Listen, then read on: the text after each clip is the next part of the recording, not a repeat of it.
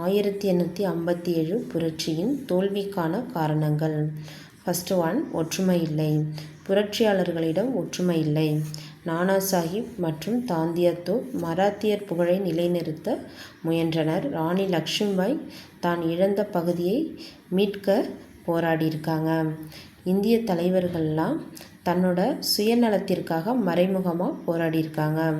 இப்புரட்சியில் வட இந்தியா மற்றும் மத்திய இந்திய பகுதிகள் மட்டுமே பரவி இருந்திருக்கு. பம்பாய், பஞ்சாப், சிந்து மற்றும் ராஜஸ்தான் பகுதிகளில் இப்புரட்சி பரவவே இல்லை. அது மட்டும் இல்லாமல் தென்னிந்திய பகுதிகளில் உள்ள மக்கள் கலந்து கொள்ளவே இல்லை. இதுவும் தோல்விக்கான ஒரு காரணமாக இருந்திருக்கு. நெக்ஸ்ட் ஒன்று, சீக்கியர்கள், ஆப்கானியர்கள் மற்றும் கூர்காக்கள் படைப்பிரிவு ஆங்கிலேயரிடம் விசுவாசமாக செயல்பட்டனர். இந்தியர்களுக்கு விசுவாசமாக இவங்கெல்லாம் செயல்படவே இல்லை.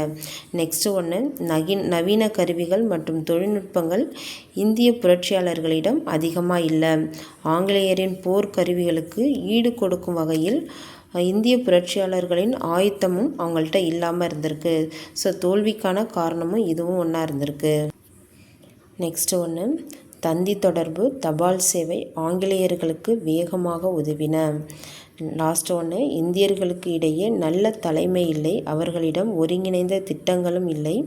ராணி லக்ஷ்மிபாய், தாந்தியா தோப், நானா சாஹிப் போன்ற தலைவர்கள் இந்தியாவில் இருந்தாலும் ஆங்கில தலைவர்களுக்கு ஈடு கொடுக்கும் வகையில் அவர்களோட திட்டங்கள் செயல்பட முடியவில்லை.